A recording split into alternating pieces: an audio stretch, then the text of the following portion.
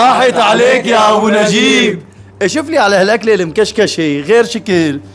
عصافير سيد راسي ها. جيب لك معي شوي ولا ما بتحبه؟ مو شقف، اوعى تفكرون شقف، هذا عصفور ها. عصفور التين، اكله مكشكشه غير شكل. هذا مقلي سيد راسي وهذا مشوي غير شكل. بدبي من عند مزارع الشام. الله يعطيكم الف عافيه، اكله مسقسقه ومنغنغه غير شكل. سلام سيد راسي، اذا بدك شوي قل لي بجيب لك شوي معي ها.